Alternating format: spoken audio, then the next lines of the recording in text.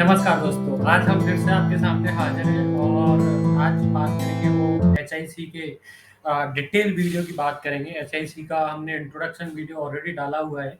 अगर आपने वो वीडियो नहीं देखा है तो उसका बटन जो है वो मैं ऊपर आई बटन में दे दूँगा, लिंक जो है, और नीचे डिस्क्रिप्शन में पूरी सीरीज़ का दे दूँगा एनएबीएच का कि हमारा कौन-कौन से सीरीज़ के कौन-कौन से अभी तक जो हम जिस चैप्टर की बात करें दोस्तों वो एनएबीएच का 5th नंबर का चैप्टर है। अगर आपको पता है तो उसके बारे में आप हमें कमेंट करके ज़रूर बताएँ। उसके अलावा आज की जो वीडियो है दोस्तों, आज के वीडियो में हम डिटेल बात करेंगे कि हमने पहले वीडियो में बात किया था कि इसके पीछे इंटेंट क्या है। इंटेंट के अलावा समराइज़ किया था स्टैंडर्ड को, कि कितने स्टैंडर्ड हैं, तो उसमें कितने स्टैंडर्ड थे। अगर आपने वो वीडियो देखा है तो वो भी आप हमें कमेंट करके बता सकते हैं। और आज के वीडियो में जो टोटल स्टैंडर्ड थे, हम उन हर एक स्टैंडर्ड को डिटेल में समझेंगे कि स्टैंडर्ड नंबर 1 एचआईसी 1 का एचआईसी 1 है क्या? उसके कमिटमेंट ऑब्जेक्ट एलिमेंट क्या है? ऑब्जेक्ट एलिमेंट के अंदर क्या-क्या चीज़ें हैं? ठीक उसी तरीके से वन बाय वन चीज़ों को समझने की कोशिश करेंगे। अगर आपको ये वीडियो हमारे अच्छे लग रहे हैं, पूरा सीरीज़ अगर हमारा अच्छा लग रहा है आपको, तो वीडियो को सबसे पहले लाइक कर दें, कमेंट कर दें और शेयर ज़रूर कर दें उन लोगों के साथ में जो लोग भी हेल्थ केयर इंडस्ट्री में काम करते हैं और क्वालिटी से उनका नाता है, स्पेशली क्वालिटी इंप्रूवमेंट करना चाहते हैं। मैं राघवेंद्र सिंह सोलंकी स्वागत करता हूं आपका आप ही के चैनल एनी मेडिकल ट्रेनिंग्स पर, जहां पर रेगुलर बेसिस पर हम आपके लिए अपलोड करते हैं मेडिकल से जुड़ी हुई जानकारियां और फ्री मेडिकल सर्टिफिकेट की इंफॉर्मेशन, फ्री मेडिकल के अलावा दूसरे अदर सर्टिफिकेट की भी इंफॉर्मेशन। और अभी हमारा एनएबीएच का सीरीज चल रहा है तो उसके वीडियो हम अपने प्लेटफॉर्म पर अपलोड कर रहे हैं। उम्मीद है दोस्तों वो आपको सारी वीडियो जो है वो पसंद आ रही होंगी और आप कुछ नया सीख पा रहे होंगे। लेट्स स्टार्ट शिक्षा कहीं भी कभी भी एनी मेडिकल ट्रेनिंग के साथ। वीडियो में आगे बढ़ने से पहले हम समझ लेते हैं किन किन स्टेप में इस वीडियो के अंतर्गत हम आगे बढ़ेंगे, जो कि मेरा प्रायोरिटी रहता है कि मैं आपको वीडियो के स्टार्टिंग में ही बता दूं, जिससे आप अपना टाइम है उसके अकॉर्डिंग सेट कर पाए। सो दोस्तों, ये है एनएबीएच पार्ट 9.1, जिसके बारे में टॉपिक इन्फॉर्मेशन की बात करते हैं। तो इस वीडियो में हम बात करेंगे एनएबीएच चैप्टर 5 के स्टैंडर्ड एंड ऑब्जेक्ट एलिमेंट्स के बारे में। सो स्टैंडर्ड की अगर हम बात करें तो एच आई सी 1 स्टैंडर्ड क्या है, एच आई सी 2 क्या है, इसी तरीके से एच आई सी 8 तक 1 बाई 1 हम हर एक चीज को डिटेल में जानने की कोशिश करें। NABH chapter H I C standard H I C 1। So standard H I C 1 क्या है समझने की कोशिश करते हैं। The organisation has a comprehensive and coordinated hospital infection prevention and control. जो है, कोई भी ऑर्गेनाइजेशन है वो कॉम्प्रिहेंसिव तरीके से कोऑर्डिनेट करेगा इन्फेक्शन प्रिवेंशन कंट्रोल को, एचआईसी को। प्रोग्राम एम्ड, जिस प्रोग्राम का एम होगा टू रिड्यूस रिड्यूस करना, एलिमिनेट करना, उसके साथ साथ में risk of to patient, not only only patient, visitor जो वहां पे आ रहे हैं वो भी, प्रोवाइडर्स जो केयर प्रोवाइड कर रहे हैं, हेल्थ केयर वर्कर हैं वो भी। सो ओवरऑल क्या है कि उस ऑर्गेनाइजेशन के अंदर एचआईसी इन्फेक्शन प्रिवेंशन कंट्रोल पॉलिसी होना चाहिए। और ऑब्जेक्ट नंबर 1 के एचआईसी 1 के ऑब्जेक्ट एलिमेंट क्या है वो जानेंगे आगे। सो दोस्तों, ऑब्जेक्ट एलिमेंट की बात करते हैं। कोर कमिटमेंट नंबर पहले का ही है, the hospital infection prevention and control programme is documented. Hospital infection prevention का कंट्रोल प्रोग्राम क्या होगा, डॉक्यूमेंट होगा, विच एम, जिसका एम होगा प्रिवेंटिंग एंड रिड्यूसिंग, उस इन्फेक्शन को प्रिवेंट करना और रिड्यूस करना the risk of a health care associated infection, जो भी हेल्थ केयर इंडस्ट्री से इन्फेक्शन एसोसिएट करते हैं उनको लेकर के। कमिटमेंट नंबर बी की बात करते हैं। The hospital infection prevention and control programme identify, वो आइडेंटिफाई करेगा किसको, हाई रिस्क एक्टिविटीज को, जहां पे इन्फेक्शन होने के सबसे ज्यादा चांस होते हैं। एंड हैज रिटर्न गाइडेंस, और एक रिटर्न गाइडेंस प्रोवाइड करवाएगा टू प्रिवेंट, जो कि प्रिवेंट करेगा और मैनेज करेगा इन्फेक्शन फॉर दीज एक्टिविटीज, या अगर इस तरीके की कोई भी एक्टिविटीज होती हैं तो इन्फेक्शन से रिलेटेड कैसे उसको प्रिवेंट किया जाए, कैसे उसको मैनेज किया जाए उस इन्फेक्शन को, उससे रिलेटेड वो रिटर्न गाइडलाइन प्रोवाइड कराएगा। कमिटमेंट नंबर सी की बात करते हैं। The infection prevention and control programme is reviewed and updated at least once a year. जो भी H I C hospital infection control या इन्फेक्शन कंट्रोल प्रिवेंशन प्रोग्राम है, वो उस ऑर्गेनाइजेशन के अंतर्गत उसकी एसओपी एटलीस्ट 1 साल में तो अपडेट होनी चाहिए न्यू गाइडलाइन के अकॉर्डिंग। अचीवमेंट डी की बात करते हैं, the infection prevention and control programme is reviewed based on the infection control assessment tools. So वो जैसे हमने बोला कि रिव्यूड होना चाहिए। अब वो रिव्यूड किसके बेस पे होगा? जो भी आप इन्फेक्शन प्रिवेंशन कंट्रोल के अंतर्गत असेसमेंट कर रहे हैं और जो असेसमेंट टूल्स हैं उनके बेसिस पे कि क्या चीजों का मॉडिफिकेशन किया जा सकता है। उसके बाद में कमिटमेंट नंबर डी की बात करते हैं। तो दोस्तों कमिटमेंट नंबर डी क्या है? अचीवमेंट की बात कर ली। कमिटमेंट नंबर ई की बात करते हैं, the organisation has a multidisciplinary infection control committee. उस ऑर्गेनाइजेशन के पास में multidisciplinary committee infection control committee होनी चाहिए which coordinate all infection and control activity, जो कि सारे तरीके के इन्फेक्शन के प्रिवेंशन और कंट्रोल एक्टिविटी को कोऑर्डिनेट करेगी। द कमिटमेंट नंबर एफ की बात करते हैं, the organisation has a infection control team.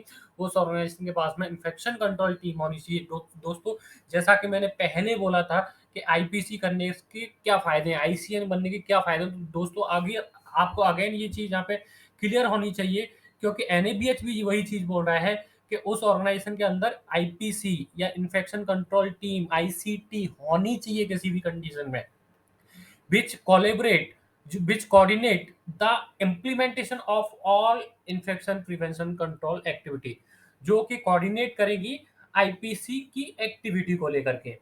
Commitment number जी की बात करते हैं, the organisation has designated infection control officer, not only HICN but एक बड़े लेवल पे एक इन्फेक्शन कंट्रोल ऑफिसर भी अपॉइंट होता है। सो एचआईसीएन डिपार्टमेंटल भी हो सकती है, फ्लोर वाइज भी हो सकती है, but infection control officer overall hospital की पूरी हेल्थ केयर एक्टिविटीज के अंदर इन्वॉल्व होता है। सो वो अवेलेबल होना चाहिए। The organisation has design designated infection control nurse. तो दोस्तों जैसे मैं अगेन एंड अगेन आपको बोल रहा था कि ये बहुत बड़ी चीज़ है अपने आप में भी, कि आपके पास में वो चीज़ होनी चाहिए। इन्फेक्शन कंट्रोल नर्स हो गया, डेजिग्नेटेड इन्फेक्शन कंट्रोल ऑफिसर हो गया दोस्तों, इन्फेक्शन कंट्रोल टीम होगी दोस्तों। सो ये सारी चीज़ें क्या है? ये आपको एक जॉब अपॉर्चुनिटी है जो आप अपने नॉर्मल चीज़ों के साथ साथ में एक एक्स्ट्रा स्किल सीख के आप अपना एक एक्स्ट्रा कैरियर बना सकते हैं। कमिटमेंट नंबर आई की बात करते हैं, द ऑर्गेनाइजेशन इम्प्लीमेंट इंफॉर्मेशन को इम्प्लीमेंट करेगी, एजुकेशन प्रोवाइड करेगी, कम्युनिकेशन कराएगी, programme for the infection prevention control activities for the community. Community के अंतर्गत वो इन्फेक्शन प्रिवेंशन कंट्रोल को कैसे करेंगे, इससे रिलेटेड इन्फॉर्मेशन इम्प्लीमेंट होगा, एजुकेशन होगा, कम्युनिकेशन प्रोग्राम होगा। कमिटमेंट नंबर जे की बात करते हैं, the organisation participated in managing community outbreak. अगर किसी भी तरह का जैसे कोविड एपिडेमिक हुआ, इमरजेंसी हुआ, तो अगर कोई भी किसी भी तरीके का आउटब्रेक आता है तो वो ऑर्गेनाइजेशन उसमें पार्टिसिपेट करेगी और मैनेज करेगी, राइट। सो चलिए समझते हैं एनएबीएच चैप्टर एचआईसी स्टैंडर्ड एचआईसी 2 के बारे में। सो एचआईसी 2 क्या कहता है? The organisation provide adequate and appropriate resources for the infection prevention control. उस ऑर्गेनाइजेशन की ये रेस्पॉन्सिबिलिटी है कि वो एडिक्वेट मात्रा में रिसोर्स अवेलेबल करवाए इन्फेक्शन प्रिवेंशन कंट्रोल को लेकर के। अब एचआईसी 2 के ऑब्जेक्ट एलिमेंट क्या है वो जानेंगे आगे। सो दोस्तों ऑब्जेक्ट HIC2 के ऑब्जेक्ट एलिमेंट की बात कर लेते हैं। इसमें भी पहला कोर है। सो कोर के बारे में अगर बात करेंगे, the management make available resource. Management की ये जिम्मेदारी है कि वो रिसोर्स को अवेलेबल करवाए required for the infection control programme, जो भी इन्फेक्शन कंट्रोल प्रोग्राम के लिए जरूरी है।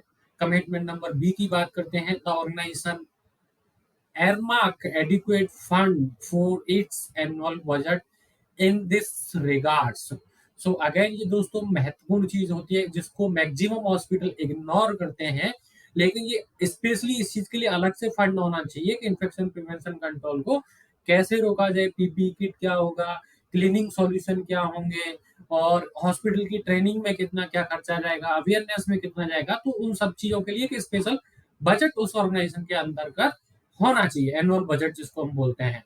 कमिटमेंट नंबर सी की बात करते हैं, adequate and appropriate personal protective equipment, soap and disinfectant are available and use correctly.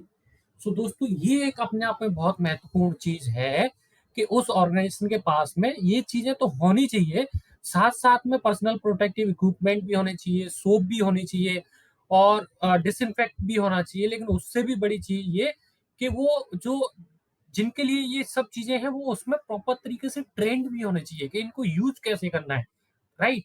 अगर यूज करना नहीं आता, पर्सनल प्रोटेक्टिव इक्विपमेंट है, पहनना नहीं आता, तो कैसे क्या होगा? वो इन्फेक्शन प्रिवेंट कर पाएंगे? नहीं कर पाएंगे। हैंड वॉश के लिए सॉफ्ट तो है, लेकिन हैंड वॉश की टेक्निक नहीं पता है। अगर आपको भी नहीं पता है तो कमेंट करें, हम आपके लिए वीडियो अवेलेबल करवा देंगे, राइट? वैसे ही डिसइंफेक्ट है तो डिसइंफेक्ट का डाइल्यूशन नहीं पता है कि कैसे किस रेशियो में उनको डाइल्यूट करना है, तो किस तरीके से यूज करना है, करेक्टली मेथड में यूज करना है, ये उस ऑर्गेनाइजेशन को ट्रेनिंग देना पड़ेगा, सिखाना पड़ेगा टीम को। Adequate and appropriate facility for hand hygiene. So again देखो, हैंड हाइजीन पे कितना महत्वपूर्ण अभी हमारा वर्ल्ड हैंड हाइजीन डे भी था। किस डेट को था वो आप हमें कमेंट करके बता सकते हैं, अगर आपको पता है तो। अगर नहीं पता है तो फिर आप पूछ सकते हैं, वो डेट हम आपको उसी कमेंट में आपको रिवर्ट कर देंगे।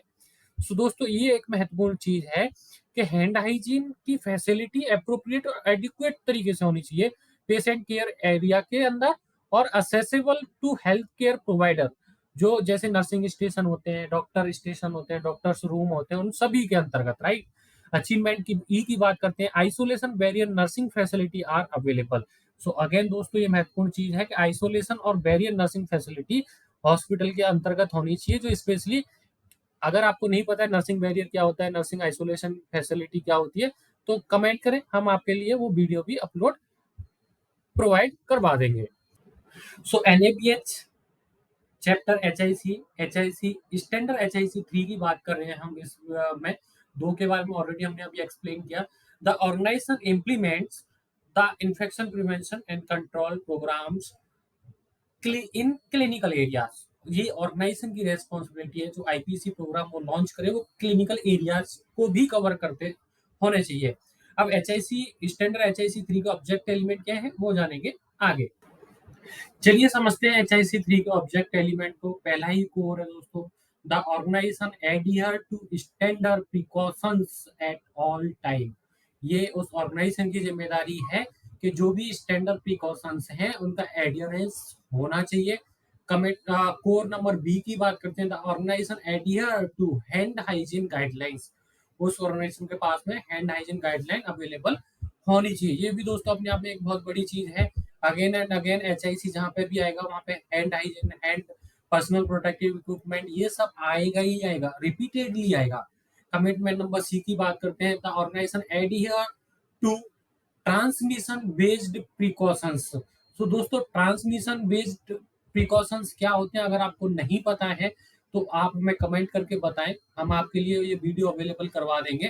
Transmission based precautions, respiratory etiquettes उसके अंतर्गत आता है, पर्सनल प्रोटेक्टिव इक्विपमेंट उसके अंतर्गत आते हैं। और किसी भी ट्रांसमिशन प्रिकॉशंस से आप ऐसा समझ सकते हैं कि एक व्यक्ति से दूसरे व्यक्ति में वो चीजें ट्रांसफर हो रही है और आपको उनको रोकना है। तो हर वो चीज जो एक व्यक्ति से इन्फेक्टेड पर्सन से अनइन्फेक्टेड पर्सन तक कैरी होती है, उसको किस तरीके से रोकना है, ये उस बैरियर को दर्शाता है कि हम इस प्रोग्राम के अंतर्गत, TBP के अंतर्गत क्या क्या चीजें इंक्लूड करते हैं। तो वो उसके लिए हम सेपरेट वीडियो बना देंगे आपके लिए। कमेंट कोड नंबर डी की बात करते हैं, organisation adhere to safe injection. दोस्तों, ये बहुत महत्वपूर्ण चीज है। और इन्फ्यूजन प्रैक्टिस। सो इंजेक्शन तो हम लगाते हैं, इन्फ्यूजन भी हम करते हैं, तो फिर इसमें सेफ क्या होना चाहिए? सेफ दोस्तों ऑफकोर्स सेफ होता है, निडल स्टिक इंजरी हो सकता है। निडल स्टिक इंजरी क्या होता है, कैसे रिपोर्ट करते हैं, करना भी है नहीं करना है, फर्स्ट एड क्या होता है, अगर आपको इन सब चीजों की जानकारी नहीं है तो उसके लिए भी हम आपके लिए वीडियो अपलोड करवा देंगे। बट अगेन ये महत्वपूर्ण चीज है कि ऑर्गेनाइजेशन अपने स्टाफ को ट्रेन करेगा सेफ इंजेक्शन और सेफ इन्फ्यूजन प्रैक्टिस के लिए, क्योंकि यहाँ पे आप इन्वेसिव तरीके से एक पिन को पंच करते हो, पेशेंट की वेन को पंच करते हो। अगर वो इन्फेक्टेड निडल किसी दूसरे व्यक्ति में चुभती है तो वो निडल स्टिक इंजरी कहलाती है। और ऐसे केसेस में बहुत ज्यादा बड़ा बिग एस्केलेशन हो सकता है और मेडिकल लीगल केस भी हो सकते हैं दोस्तों। सो कमिटमेंट नंबर ई की बात करते हैं, appropriate anti microbial uses policy. Again anti microbial uses policy होनी चाहिए एस्टैब्लिश एंड डॉक्यूमेंटेड, जो कि डॉक्यूमेंटेड होगा। कोर एफ की बात करते हैं, the organisation implement organisation implement करेगा द एंटी माइक्रोबियल यूजेस, कि वो किस तरीके से एंटी माइक्रोबियल का यूज करेगा, चाहे वो एंटी वायरल हो, चाहे वो एंटी बैक्टीरियल हो, चाहे वो एंटी फंगल हो, जिस भी तरीके की कोई मेडिसिन है, तो उन मेडिसिन का किस तरीके से यूज किया जाएगा, उसके लिए पॉलिसी होगा। मॉनिटर कैसे किया जाएगा, रेशनल यूज कैसे किया जाना चाहिए एंटी माइक्रोबियल एजेंट का, इन सब चीजों को लेकर के ऑर्गेनाइजेशन के पास में इम्प्लीमेंटेड पॉलिसी और गाइडलाइन होने चाहिए। एक्सीलेंस की बात करते हैं, the organisation implements and antibiotic stewardship programme. So ये एक महत्वपूर्ण चीज अगेन है दोस्तों। एंटीबायोटिक स्टेवारशिप प्रोग्राम क्या होता है, अगर आपको नहीं पता है तो मैंने ऑलरेडी अपने वर्ल्ड हेल्थ ऑर्गेनाइजेशन के अंतर्गत एंटी माइक्रोबियल रेजिस्टेंस के वीडियो भी डाले हैं, और जिसके आप सर्टिफिकेट भी ले सकते हैं दोस्तों।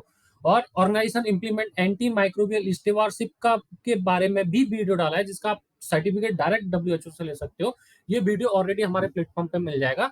आप जाके सीधे वर्ल्ड हेल्थ ऑर्गेनाइजेशन की प्लेलिस्ट को ओपन करेंगे और वहां पे डालेंगे एंटीबायोटिक स्टेवारशिप, तो आपको वो वीडियो भी मिल जाएगा।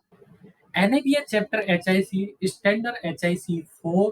सो HIC 4 स्टैंडर्ड क्या कहता है, the organisation implements the infection prevention and control programme in support services. So support services क्या है, इसके बारे में आपको पता ही होगा। पेशेंट से रिलेटेड जो भी सपोर्ट वाली चीजें होती है, पेशेंट को मूव करवाना, पेशेंट को प्री एडमिट के बाद में काउंसलिंग एरिया हो गया, पेशेंट वेटिंग एरियाज हो गए, तो ये सारा का सारा सपोर्ट चीजों में आता है। और फार्मेसी वाला एरियाज हो गया। तो जो भी सपोर्टिव एरिया है पेशेंट और पेशेंट का अटेंडेंट की केयर से रिलेटेड, उनमें भी इन्फेक्शन प्रिवेंशन कंट्रोल की पॉलिसी इंप्लीमेंट होनी चाहिए। अब इसका ऑब्जेक्ट एलिमेंट क्या है वो जानेंगे आगे। जल्दी से समझते हैं HIC 4 ऑब्जेक्ट एलिमेंट क्या है। कमिटमेंट नंबर 1 की बात करते हैं, the organisation has appropriate engineering control to prevent infection. Again दोस्तों, इंजीनियरिंग का बहुत बड़ा पार्ट होता है। बायोमेडिकल इंजीनियर्स होते हैं, तो वो किस तरीके से इन्फेक्शन प्रिवेंशन को कंट्रोल करेंगे, वो चीज अवेलेबल होनी चाहिए। कमिट कमिटमेंट नंबर डी की बात करते हैं, the organisation design and implement a plan to reduce the risk of infection during construction and renovation. जब भी कोई किसी भी टाइप का कंस्ट्रक्शन और रिनोवेशन होगा, तो ऑर्गेनाइजेशन को पता होना चाहिए कि इन्फेक्शन प्रिवेंशन कंट्रोल कैसे करना है उस चीज में। कोर सी की बात करते हैं, the organisation adhere to housekeeping procedure. Organisation housekeeping procedure को एडियर करेगा, जिसमें इन्फेक्शन प्रिवेंशन कंट्रोल इंपॉर्टेंट चीज है। Biomedical waste is handling appropriately and safely. जो भी व्यक्ति बायोमेडिकल वेस्ट को हैंडल करेगा, वो अप्रोप्रिएट वे में करेगा और सेफ मैनर में करेगा। कमिटमेंट नंबर ई की बात करते हैं, the organisation adhere to laundry and linen management process. ये दोस्तों CSSD डिपार्टमेंट के अंतर्गत सारी चीजें मैनेज की जाती हैं। अगर आपको नहीं पता है CSSD डिपार्टमेंट का क्या रोल है, रेस्पॉन्सिबिलिटी है, तो आप कमेंट करें, हम उस पर आपके लिए एक वीडियो अवेलेबल करवा देंगे। कमिटमेंट नंबर F की बात करते हैं, the organisation adhere to kitchen sanitation and food handling issue. Organisation इन किचन को सैनिटेशन को और फूड हैंडलिंग प्रोसेस को एडियर करेगा और इंश्योर करेगा कि उनमें भी इन्फेक्शन प्रिवेंशन कंट्रोल लागू होना चाहिए। NABH chapter HIC standard HIC 5। So HIC 5 का स्टैंडर्ड क्या कहता है समझते हैं। The organisation take action to prevent health care associated infection HAI in patients. So again दोस्तों, ये बहुत महत्वपूर्ण चीज है कि वो HIC जो HAI जो है, वो हेल्थ केयर एसोसिएटेड इन्फेक्शन है, और पेशेंट केयर पे कैसे उसको मैनेज करना है, कैसे उसको एक्शन में लाना है, इसके रिगार्डिंग में है। इस HIC 5 के ऑब्जेक्ट एलिमेंट क्या है वो जानेंगे आगे। HIC 5 के ऑब्जेक्ट एलिमेंट की बात कर रहे थे। Commitment number A, the organisation take action to prevent catheter associated urinary tract infection. दोस्तों यहाँ पे एक चीज क्लियर कर देता हूँ, अगर आपको नहीं पता है कि नर्सिंग केयर बंडल्स क्या होते हैं, केयर बंडल्स क्या होते हैं, तो वो जानना बहुत जरूरी है। अगर आपको नहीं पता है तो कमेंट करके पूछ सकते हैं, उनके बारे में हम बात कर देंगे। जिसमें से एक ऑलरेडी यहाँ पे दिया गया है कॉटी, जिसको हम बोलते हैं catheter associated urinary tract infection. So अगर किसी को भी कॉटी होता है तो उसको कैसे प्रिवेंट करना है, उसका एक्शन उस ऑर्गेनाइजेशन के पास में होना चाहिए। The organisation take action to prevent infection control related ventilator associated complications, ventilator associated pneumonia, जिसको बैप बंडल भी बोलते हैं हम। सो बैप को किस तरीके से प्रिवेंट और कंट्रोल करना है, वो भी ऑर्गेनाइजेशन को पता होना चाहिए। कमिटमेंट नंबर सी की बात करते हैं, the organisation have take action to prevent catheter like blood stream infection. Blood stream infection को किस तरीके से प्रिवेंट किया जाना चाहिए, ये भी उस ऑर्गेनाइजेशन के पास में, जिसको हम कॉटी भी बोलते हैं और क्लेप्सी भी बोलते हैं कई बार। So CLABSI catheter like blood stream infection से रिलेटेड, सेंट्रल लाइन जिसको हम बोलते हैं उससे रिलेटेड होता है। सो वो पता होना चाहिए। The organisation take action to prevent surgical site infection. SIT को किस तरीके से, एसएसआई को किस तरीके से मैनेज किया जाना चाहिए, ये उस ऑर्गेनाइजेशन को पता होना चाहिए। दोस्तों एनएबीए चैप्टर एचआईसी स्टैंडर्ड एचआईसी 6 क्या कहता है, इसके बारे में जान लेते हैं हम। So the organisation perform surveillance to capture monitor infection prevention control data. So again दोस्तों, उस ऑर्गेनाइजेशन के पास में सर्विलेंस टीम होनी चाहिए जो कैप्चर कर सके इन्फेक्शन प्रिवेंशन कंट्रोल के डेटा को। अब HIC 6 का ऑब्जेक्ट एलिमेंट क्या है वो जानेंगे आगे। HIC 6 के ऑब्जेक्ट एलिमेंट की बात कर लेते हैं। कोर है पहला ही, the scope of surveillance incorporated tracking and analysis, analysing of infection risk rates and trends. So ये स्कोप में होना चाहिए उस ऑर्गेनाइजेशन के अंतर्गत कि हम किस तरीके से इन्फेक्शन से रिलेटेड रिस्क को एनालाइज करें, ट्रैक करें, रेट करें और ट्रेंड करें, राइट। कमिटमेंट नंबर बी की बात करते हैं। Verification of data is done regularly by the infection control team. जो भी आईसीटी टीम होगा वो डेटा को रीवेरीफाइड करेगा कि और रेगुलर बेसिस पर करेगा। Commitment number C, surveillance is directed towards the identify high risk activities. Surveillance का डायरेक्टली मोटिव वो है हाई रिस्क एक्टिविटीज को ट्रैक करना। कोर डी की बात करते हैं। सर्विलेंस इंक्लूड, सर्विलेंस की क्या अंतर्गत क्या इंक्लूड होना चाहिए। सो पहला, मॉनिटरिंग कंप्लायंस के किस कौन कौन से फॉर्मेट है जिनसे हम मॉनिटरिंग कर सकते हैं, एंड हैंड हाइजीन गाइडलाइन, और हैंड हाइजीन गाइडलाइन कौन कौन सी होगा। कमिटमेंट नंबर ई की बात करते हैं। सर्विलेंस इंक्लूड, सर्विलेंस के अंदर इंक्लूड होगा mechanism to capture the occurrence of the multi-drug resistance organism and highly virulent infections। जो भी वायरुलेंट इन्फेक्शन है वो, प्लस मल्टी ड्रग रेजिस्टेंस, जैसे कई बार हम कुछ भी हुआ तुरंत मेडिसिन खा लिया, तुरंत एंटीबायोटिक खा लिया, तो इससे क्या होता है दोस्तों, उस व्यक्ति के शरीर में मल्टी ड्रग रेजिस्टेंस आ जाता है और वो चीजें फिर ठीक नहीं होती हैं। तो उसी को किस तरीके से सर्विलांस किया जाना चाहिए, वो मैकेनिज्म उस ऑर्गेनाइजेशन के पास में होना चाहिए। सर्विलांस के अंदर और क्या इंक्लूड होगा, monitoring the effectiveness of housekeeping services. Housekeeping services को इफेक्टिव तरीके से मॉनिटर किया जाना चाहिए। कमिटमेंट नंबर जी की बात करते हैं। Feedback regarding surveillance data is provided regularly. Surveillance के रिगार्डिंग डेटा रेगुलर बेसिस पर प्रोवाइड किया जाना चाहिए to appropriate health care provider. जो भी हेल्थ केयर प्रोवाइडर हैं वो एप्रोप्रिएट तरीके से हेल्थ केयर डेटा को प्रोवाइड करवाएंगे, फीडबैक को शेयर करेंगे। The organisation identify and take appropriate action to control outbreak of the infection. अगर किसी भी ऑर्गेनाइजेशन में इन्फेक्शन आउटब्रेक होता है, सो वो उस चीज को आइडेंटिफाई करेंगे और उसके अगेंस्ट एप्रोप्रिएट एक्शन भी लेंगे कि किस तरीके से उसको आउटब्रेक को कंट्रोल किया जाए। कमिटमेंट नंबर आई की बात करते हैं। Surveillance data is analysed and appropriate corrective and preventive action are taken. So दोस्तों ये बहुत महत्वपूर्ण चीज होता है कि कोई भी अगर चीज ऐसा हो रहा है तो हम उसको करेक्ट कैसे करें, प्रिवेंट कैसे करें, और हमारा एक्शन क्या होगा वो हम किस तरीके से लेंगे। तो NABH chapter HIC standard HIC 7 क्या कहता है, infection prevention measure include sterilisation and और disinfection of instruments, equipment and device.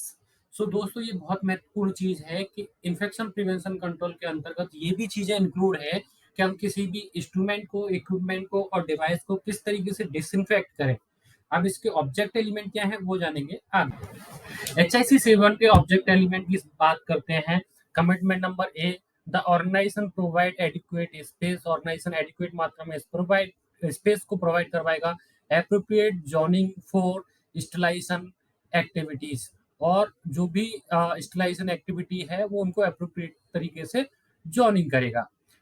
Core की बात करते हैं। क्लीनिंग, पैकिंग, डिसइंफेक्शन एंड और sterilisation, storing and the issues of items is done as per the written guidelines. So in equipment का cleaning कैसे करना है, पैकेजिंग कैसे करना है, डिसइंफेक्शन कैसे करना है, स्टोरिंग कैसे करना है, स्टरलाइजेशन कैसे करना है, वो एज पर द आइटम्स और as per the written guideline के अंतर्गत फॉलो अप होना चाहिए।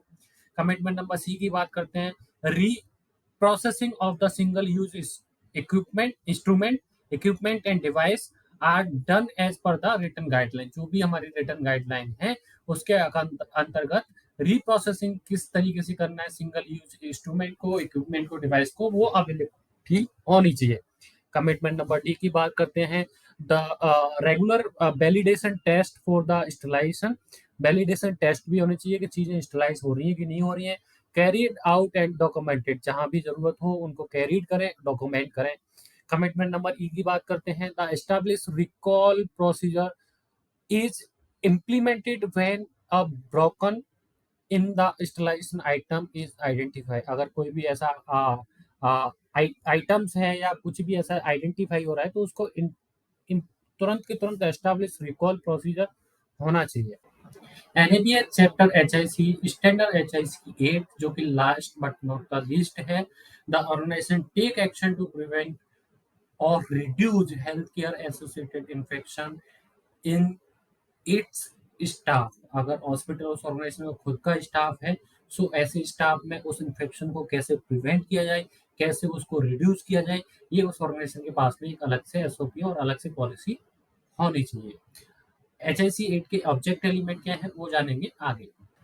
एचआईसी 8 के ऑब्जेक्ट एलिमेंट की बात करते हैं। Commitment number A, the organisation implement occupational health and safety practice to reduce the risk of transmission micro organism among health care providers. तो दोस्तों अगेन ये महत्वपूर्ण चीज है कि occupational health and safety hazard को ध्यान में रखा जाना चाहिए, हमेशा उनकी प्रैक्टिस की जानी चाहिए और ट्रांसमिटिंग माइक्रो ऑर्गेनिज्म को किस तरीके से रोका जाए वो भी पॉलिसी उस ऑर्गेनाइजेशन के पास में होना चाहिए।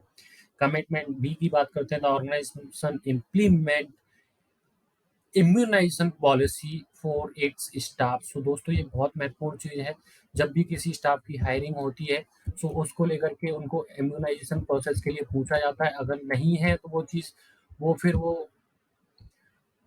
उस स्टाफ को डन करवाते हैं उन चीजों को, जैसे हेपेटाइटिस का इंजेक्शन हो गया, हेपेटाइटिस के वैक्सीन हो गए या दूसरे इम्यूनाइजेशन प्रोसेस हो गया, तो उनको कोविड वैक्सीनेशन हो गया, तो ऑर्गेनाइजेशन की रेस्पॉन्सिबिलिटी है कि अपने स्टाफ के लिए इम्यूनाइजेशन पॉलिसी होनी चाहिए और वो इम्प्लीमेंटेड हो, राइट।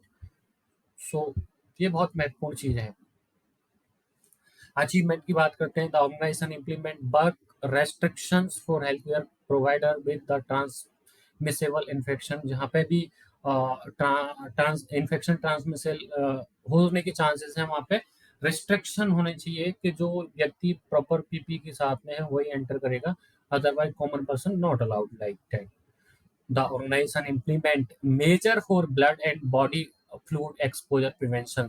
अगर दोस्तों आपको नहीं पता है स्पिल मैनेजमेंट क्या होता है, बॉडी फ्लूइड एक्सपोजर प्रिवेंशन कैसे किया जाता है, तो वो आप हमें कमेंट करके पूछ सकते हैं, हम आपके लिए एक वीडियो बना के डाल देंगे।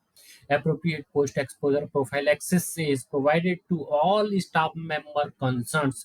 अगर कोई भी एक्सपोज होता है सो पोस्ट एक्सपोजर के बाद में क्या क्या प्रोफाइल एक्सेस है, कौन कौन से प्रोसीजर हैं, क्या किस तरीके से ट्रीटमेंट होगा। मुझे उम्मीद है दोस्तों कि आपको ये वीडियो हमारा पसंद आया होगा, क्योंकि हमने हर एक चीज को स्टेप बाय स्टेप समझाने की कोशिश किया है, डिटेल में समझाने की कोशिश किया है चीज़ों को शुरू से लेकर के एंड तक। अगर आपको फिर भी कोई डाउट है तो आप हमें कमेंट करके पूछ सकते हैं, और भरोसा है अगर आपको हमारा वीडियो पसंद आया है तो कमेंट लाइक जरूर करें और शेयर करना ना भूलें। उन लोगों के साथ भी शेयर करें जो आपकी तरह आपके किसी नियर बाई हॉस्पिटल में या आपके ही हॉस्पिटल में काम कर रहे हैं, जो स्पेशली एचआईसी के बारे में रिगार्डनेस है, उनको जानने की उत्सुकता है, उनके बहुत काम की चीज़ है, आप उनके साथ जरूर शेयर करें। और अगर आप हमारे वीडियो को पहली बार देख रहे हैं तो चैनल को सब्सक्राइब जरूर कर लें, क्योंकि इसी तरीके की इन्फॉर्मेशन हम अपने प्लेटफॉर्म पर देते आ रहे हैं। उम्मीद है कि आप ये सारे काम करेंगे, हमारे वीडियो को लाइक कमेंट शेयर करना नहीं भूलेंगे, चैनल को सब्सक्राइब जरूर करेंगे। नमस्कार दोस्तों।